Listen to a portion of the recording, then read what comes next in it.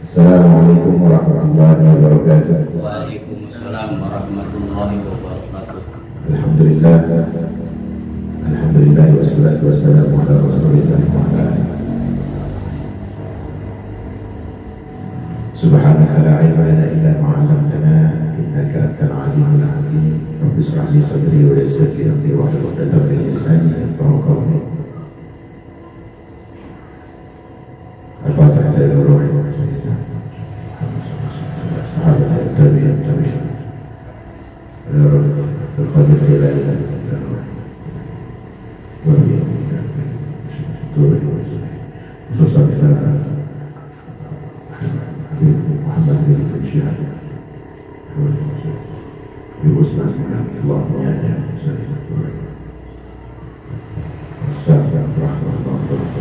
Al-Fatihah. A'udzu billahi minasyaitonir rajim. Bismillahirrahmanirrahim. Alhamdulillahi rabbil alamin arrahmanir rahim maliki yaumiddin.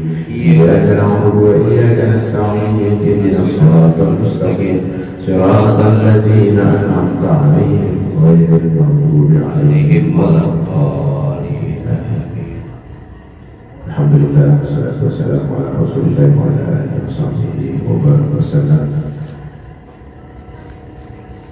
Allahumma salli wa sallim wa barik ala sayyidina wa habibina wa syafi'ina wa qurrati a'yunina wa maulana Muhammadin wa ala alihi wa sahbihi wa man tabi'ahum bi ihsan ila yaumiddin. Amma ba'du, alhamdulillah, kita lanjut ke fikih wadah sampai kepada kemarin terakhir hikmah dari Iza dan Najasa. Sekarang kita menuju waktu sholat ya, secara umum aja kita semua tahu sholat sekarang patokannya udah sama jam ya, tapi tetap di fikih nanti ada pembahasan yang detail berkaitan dengan masuk dan habisnya waktu sholat. Ini singkat-singkat saja karena fikih wadah ini fikih yang ringkas, sangat jelas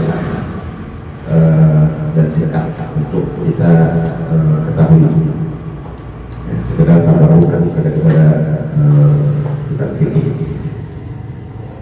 Namun yang detailnya nanti di kitab yang tertolong. Detailnya ya, umumnya kan jam ya. Jadi sholat as-sholatu hiya afdalu af'al muftatahun bitakbir wa muftatamun bitaslim bi syara'it makhsusah. Sholat itu adalah satu perbuatan gerak ya, gerak rutinitas tubuh kita yang dimulai dengan muftatahun bitakbir dengan takbir wa muftatamun bitaslim dan diakhiri dengan salam bisyara'in maksusah dengan syarat-syarat yang dikhususkan. As-shalawatul mafruḍah, waktu sholat kita tahu ada yang waktu al-khamsah fi yawmin wa lailah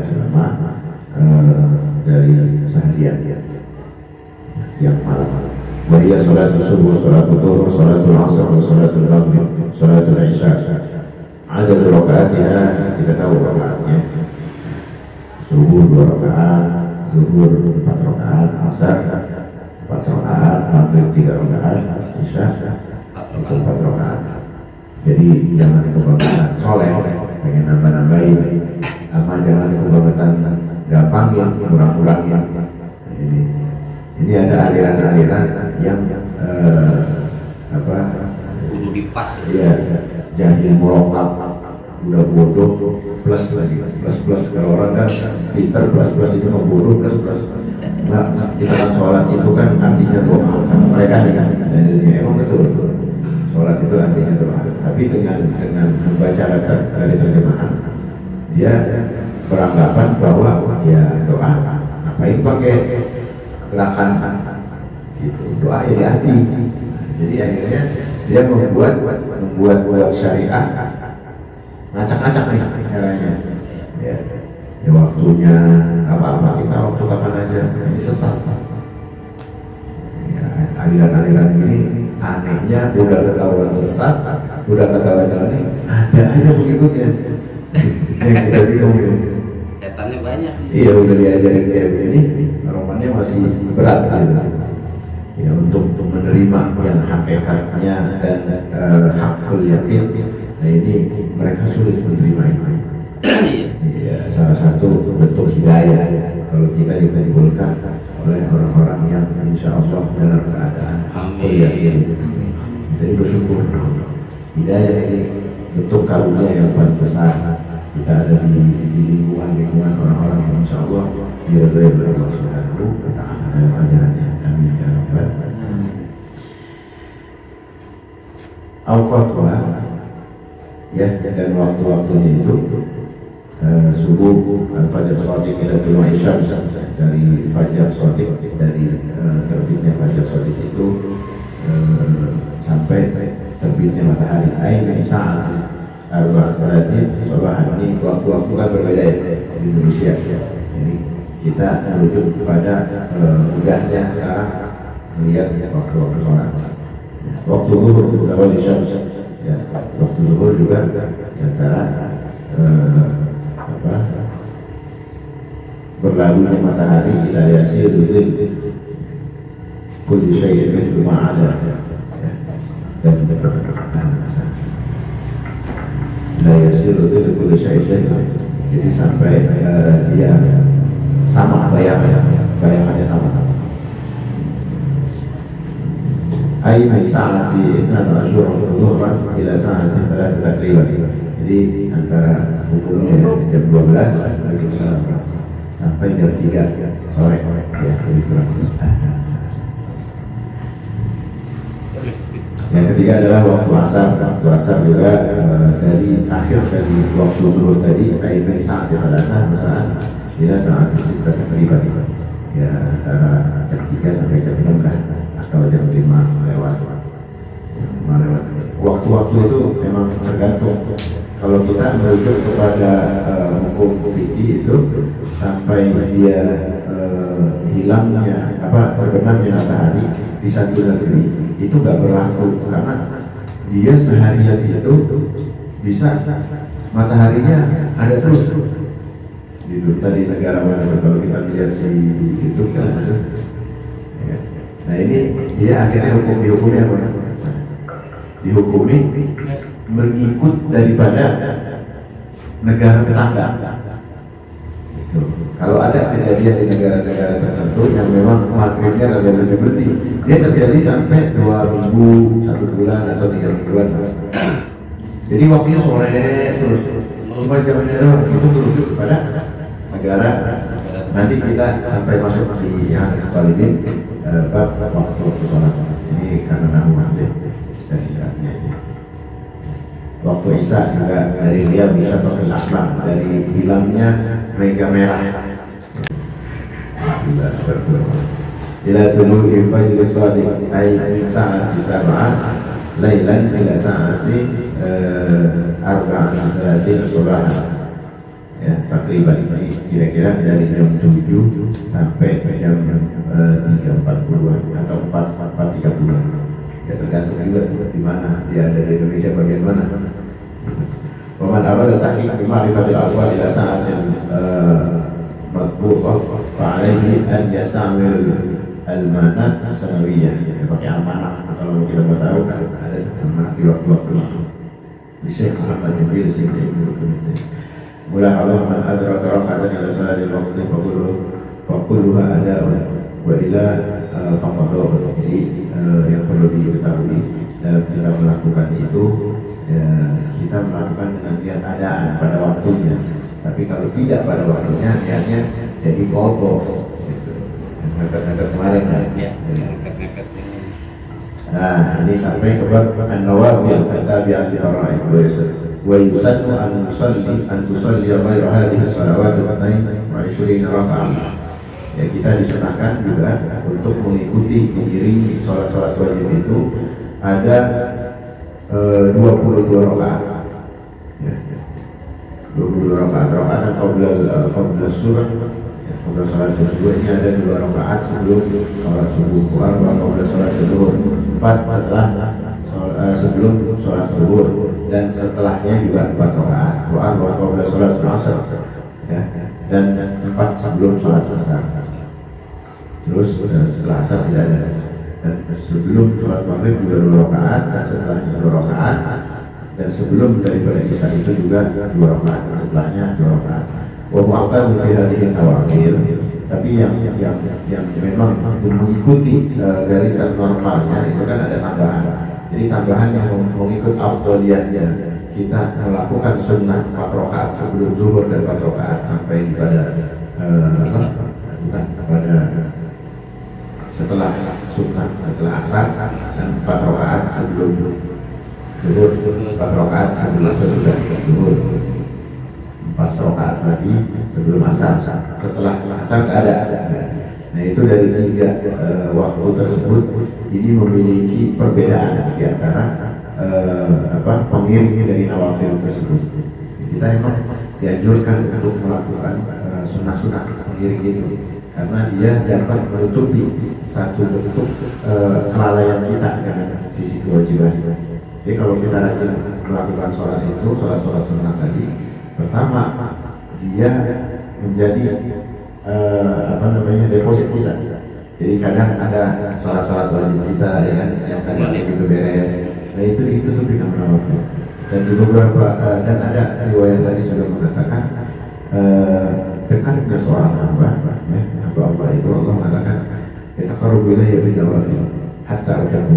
Kalau orang ingin hambaku ingin dicintai olehku, aku ingin dicintai, maka dekati dengan sifat-sifat atau amalan-amalan sunnah yang tadi. Nawafil hatta uhibbu, sampai aku betul-betul cinta kepadanya. Lakukan sunnah-sunnah itu. Tahu apa akibatnya? Fa idza ahbabtu, kalau aku sampai cinta, kuntu sam'ahu alladhi yasma'u, aku akan menjadi pendengarannya. Wa basarahu alladhi yabsuru bihi, dan aku jadi pandangannya, jadi pandanganku, dan pegangannya jadi peganganku, langkahnya jadi langkahku. Subhanallah. Jadi kalau kita udah dicintai sama Allah, dunia udah yang pegangan. Itu caranya untuk kita betul-betul dicintai sama Allah, mengerjakan nawafil tadi, yang spesial yang tadi, yang 4 rakaat sebelum zuhur, sesudahnya 4 rakaat sebelum asar. Ini salah satu kelebihan. Kalau aja melakukan juga yang 2 rakaat itu juga afdal, ya, 2 rakaat. Dan amal yang bekerja ini juga 2 rakaat salah.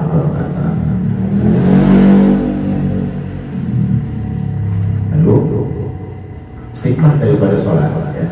Sholat itu kan doa, zikir, dalamnya itu ada hikmahnya. Amarona bisolat li'annana inda dukhuli fiha natadakkaru Allah ta'ala wa'azamatu wa mikriyah wa kibriya'ahu wa annahu fawqa kulli alim. Kita diperintahkan oleh Allah untuk sholat karena kita ini, ya, butuh masuk ke dalam lingkaran zikir kepada Allah Ta'ala. Dari keagungan dan kemuliaan tersebut pasti dari sisi kewajiban memiliki afdoliyah yang agung. Ini Allah mewajibkan ada masalah. Wa qudrati fawqa kulli qadr fatahda'u nafsul amarah bisu'. Dan juga salah satu fadilahnya sholat ini itu hikmahnya, jadi tercegahnya orang untuk melakukan keburukan. Nah, sholat adalah hal fahsya wal munkar. Jadi kita mau melakukan buruk kalau memang dari sholat tersebut memiliki kesan zikir yang batin yang sampai masuk ke dalam batin. Ini efeknya mau melakukan hal-hal yang munkar itu nggak bisa. Hikmah daripada kenapa Allah mewajibkan itu. Jadi kalau ada sifat yang rutinitas itu cuma dijadikan beban, apa aja? Keyakinan sholat. Iya, sholat cuma dijadikan beban. Nah ini maka tidak akan mendapatkan hikmahnya, maka tidak akan mendapatkan samarahnya, buah daripada kewajiban yang Allah perintahkan. Allah itu sayang sama kita, kenapa diwajibkan? Sayang sama. dari kewajiban itu. Kenapa tadi dikatakan wa'azamatu wa kibriya'u annahu fawqa kulli 'alim. Allah menjadikan keagungannya itu rahasia untuk kita, diberikan itu kita mengagungkan Allah di dalamnya. Itu banyak kemuliaan yang luar biasa yang kalau disebutin satu-satu, masya Allah panjang kita dulu ini. Suma inna naqra'ul Qur'an anna as-salata annahu ibrasul hidayah. Dan kita juga disuruh di dalam sholat itu kan ada bacaan Quran, ada Al-Fatihah kita. Ya. Ini bagian ya dari bagaimana hidayah itu dapat dilestarikan. Allah ingin ketika kita selalu mengingat sholat, itu hidayah selalu naungi kita. Ada di lingkaran kita. Nikmat rasanya kalau kita sampai menghayati atau mendalami, mengikhlaskan diri kita atas panggilan Allah karena kita butuh. Itu nikmat. Jadi senantiasa kita itu nggak punya kehilangan dari kecintaan atau rangkulannya Allah kita. Kalau kita dalam keadaan beban, rezeki kurang, ya jodoh masih lama misalnya, atau beban keluarga, sholat. Sesungguhnya yang kita tahu untuk minta pertolongan Allah, lakukanlah sholat dan bersabar. Inna naqra'ul Qur'ana ala salatina birasul hidayah imma narka'u wa nasjudu fa nadha'u jabhatana wa hiya a'la makani fina. Kita sampai disuruh meletakkan kepala kita rukuk juga kepada Allah, menunjukkan bahwa sisi bagaimana kita yang kita hadapi, yang kita sembah, ya, memerintahkan kita untuk rukuk, untuk sujud, menempatkan kepala yang paling tinggi di hadapan kita. Kalau kita pelakkan moga itu Allah perintahkan supaya supaya meletakkan itu di paling dasar, paling rendah tempat kaki, ya, melangkah atau tempat pantat duduk, ya kan, sampai pantat itu ada di atas. Ketika itu kepala kita sejajar, ya, oleh kaki kita lebih tinggi, pantatnya lebih tinggi. Jadi Allah ingin mengingatkan kepada kita bahwa sholat itu pendidikannya itu luar biasa. Kita nggak boleh sombong sujud. Kita kalau udah sombong sujud, orang sujud kok kita marah kan. Tapi ketika Allah yang memerintahkan untuk sujud, kita betul-betul taat sama Allah, menjadi kebutuhan. Ini salah satu bagaimana ini belum sampai melangkah kepada faedah, ya, hikmahnya kesehatan. Itu dokter menemukan cara untuk melancarkan peredaran darah dari ujung kaki ke kepala itu dengan sujud.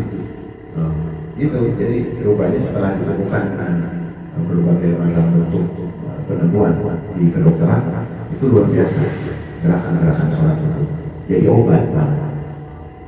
Ya.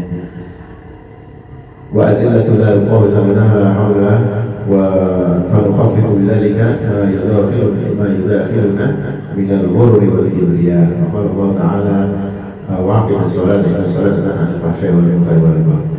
Inna as-salata tanha 'anil fahsya'i wal munkar. Ini ingat khutbah jadi kalau pakai. وأضف إلى ذلك أن الله تعالى قد أنعم علينا نعما كثيرة مثل العين بالإبصار والعين والسمع واللسان للذوق واليدين للقبض وغيره والرجلين ليمشي وإلى آخره. Jadi kalau kita yang tadi kita bilang untuk melunakkan hati kita itu bahwa kita tahu sujud itu untuk Allah, hati kita jadi lunak. Buat apa kita tinggi-tinggiin kepala kita kalau di hadapan Allah? Ini akhirnya kita jadi lunak dengan sendirinya, mau sombong juga kagak enak, ya kan? Kagak bisa kan? Ya, rasanya kita mau sombong gimana? Orang ujung-ujungnya Allah lagi suruh sujud lagi kita, ya kan? Kembali lagi kita kepada hal yang paling rendah, kembali kita kepada rutinitas rohani kita kepada Allah. Nah ini salah satu yang keren manusia itu, ya, untuk kembali kepada Allah dengan minta pertolongannya. Nasta'inu bis-sabri was-salah. Kita disuruh minta pertolongan kepada Allah dengan sabar dan salat.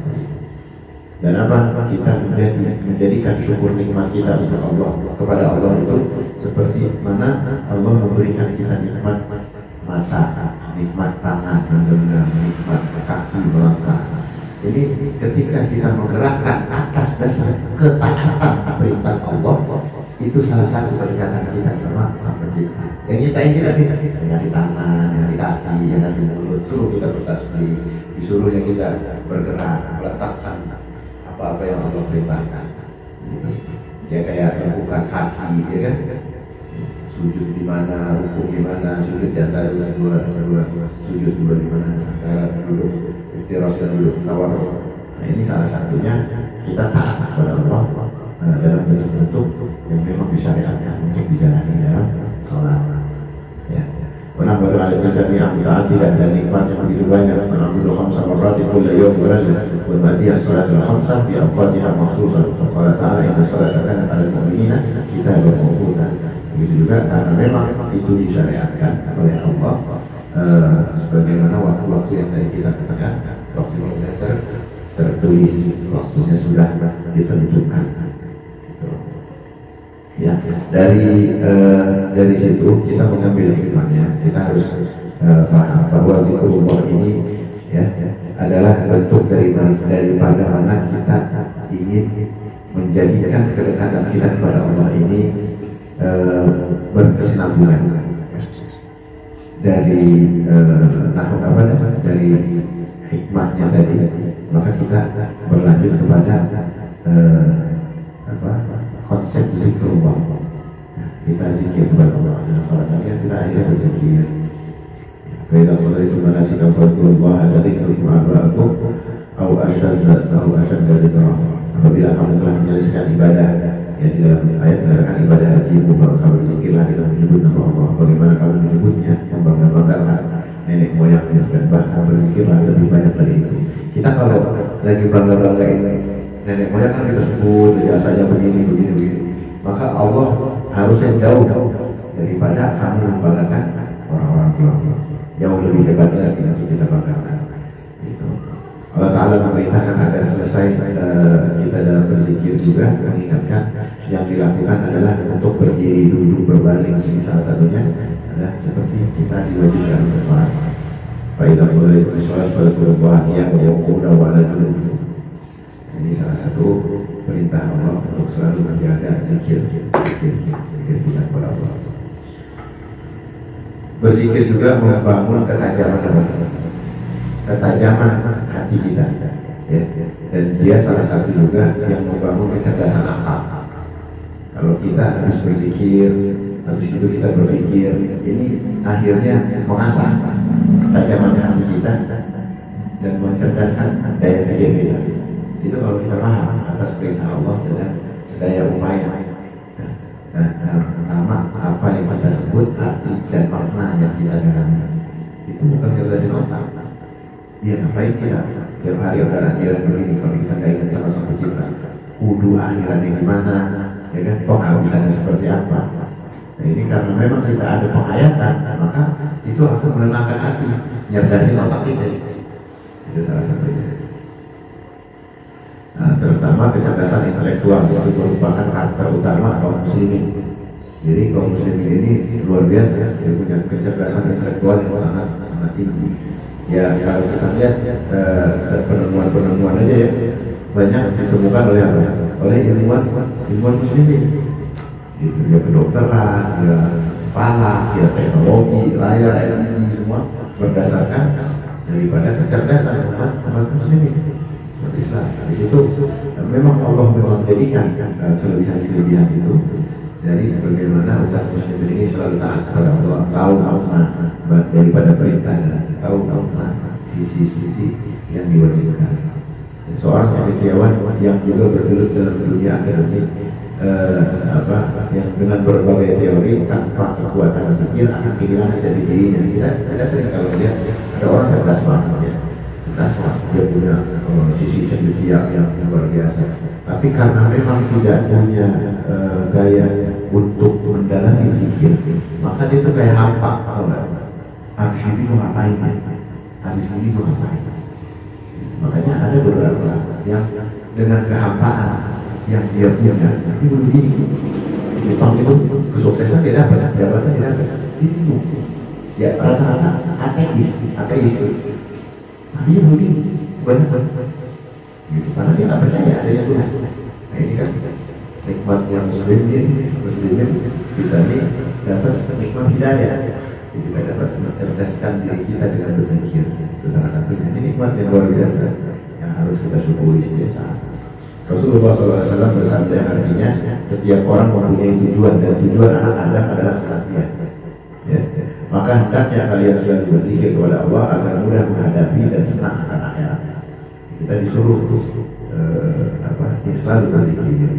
Dalam hadis lain Rasulullah SAW juga bersabda yang artinya tanda cintanya Allah kepada seorang hamba itu senangnya dia berzikir, senangnya dia ingat Allah. Ya. Dan tanda orang yang membenci kepada Allah juga kebalikannya, dia nggak dengar namanya zikir. Itu tanda Allah benci. Ya ada acara tabligh, acara tahlilan, ini nggak dengar aja bawahnya. Walaupun kamuflasenya ini, wah ini nggak ada di zaman Nabi begini. Kayak gede banget kalau ada kumpulan zikir. Itu belum sampai kepada relung hatinya bagaimana Allah memerintahkan kita saling menghargai. Yang tidak berkaitan dengan kemadharatan apa yang dibenci? Cuma gara-gara tidak sepaham. Ini kan biasa. Gini. Di promosi soalnya di samping kita mukanya udah beda. Ya, ini aliran beda. Itu mukanya beda dia. Kita melihat celana nggak ada ningkrang misalnya, atau sholat nggak mau tempel, atau jenggot juga kelihatan dipotong. Ini mereka pesimis. Anggapannya surga udah dari kelompok pada kelompoknya yang sebetulnya tidak sampai kepada ruhnya, pada intisari dari tujuan zikir itu sendiri. Tujuan sholat kita, zikir kita kembali ke situ. Dan Rasulullah SAW juga mengingatkan bahwa ibadah yang paling tinggi derajatnya pada hari kiamat adalah orang yang paling banyak berzikir kepada Allah Subhanahu wa Ta'ala. Ya, dalam surat Al-Baqarah, "Fadhkuruni adhkurkum washkuruni wa la takfurun." Maka ingatlah kepada aku, saya ingat pula kepada dan bersyukurlah kepadaku, jangan sampai kau kufur atau kau mengingkari nikmatku. Kufur nikmat itu adalah artinya mengingkari nikmatnya. Macam-macam zikir ini ada tiga jenis. Satu zikrul lisan. Zikrul lisan ini yang menyebutnya dengan lisan kita, dengan memanggil asma Allah yang secara teratur, konsisten, ya. Artinya mencari ahwal syarifah, mencari kemuliaan dan lisan kita. Lisan yang selalu berzikir basah dengan ludah kita itu dengan berzikir subhanallah. Ini salah satu bentuk untuk memancing kemuliaan, menyebut asma-asma Allah, ya, dengan kita membasahi mulut kita dengan gerakan-gerakan zikir. Seperti apa? Seperti bagaimana respon batin kita sampai terarah. Ada orang yang berzikir dengan kalimat la ilaha illallah sampai 100 kali, la ilaha illallah sampai 1000 kali. Ini memancing dari lisan yang basah atas zikir itu, memancing supaya koneksinya itu sampai batin. Gitu. Hati yang merespon asma Allah itu biasanya diterjemahkan secara lisan. Jadi karena sering digemakin la ilaha illallah, la ilaha illallah, kan kita gemakan itu terus sampai kadang salon speaker tuh, masya Allah suaranya ngebas. Itu untuk menggetarkan hati, memancing rutinitas lisan kita untuk memancing bangkitnya mahabbah dari hati. Ini sebenarnya. Ya. Jadi manisnya zikir kepada Allah dirasakan juga oleh mereka yang memang berzikir. Manisnya itu bisa dirasakan yang berzikir. Bukan nama yang kagak berzikir, bukan. Kalau ente tahu manisnya zikir sama Allah, ya mereka yang selalu melantunkan zikrullah itu dengan gerakan lisan. Ya. Dan juga dia dapat dilakukan juga secara pribadi, secara berjamaah, atau bersama dengan musyid. Ada musyid yang kemarin kita pernah bahas, itu dengan musyidnya supaya dituntut bagaimana zikir-zikir yang baik, ya, sampai kepada tujuannya. Kalau kita zikir yang kira-kira banyak beribuan dan kagak ada pembimbingnya, acau kita oleh mental kita rada-rada goyang. Nah ini nauzubillah yang datang bukannya karomah daripada Allah, tapi yang datang kamuflasenya iblis. Gitu. Sering itu sampai yang terkenal dari kisahnya Sultanul Auliya, ya, Syaikhul Qadir Jailani ini datangnya Pak Iblis, dikatakan salah satu kisahnya di mana pun kau telah ketahuilah wahai Abdul Qadir bahwa apa-apa yang diharapkan oleh Allah kepada umat untukmu dari halangan. Jadi pernah saking luar biasa makomnya diuji kayak begitu. Ya, ada suara bergema dari awal. Bahkan orang kalau mentalnya kurang-kurang dikit, ini hebat gue nih, dari langit, gitu. Ini wahyu ini. Saking banyaknya zikir kan kita makom sendiri gitu. Tapi karena memang di dadanya itu di dalam qalbunya memang sudah tersematkan asma Allah secara hakiki, dia tolak yang berlawanan dengan syariat Rasulullah SAW.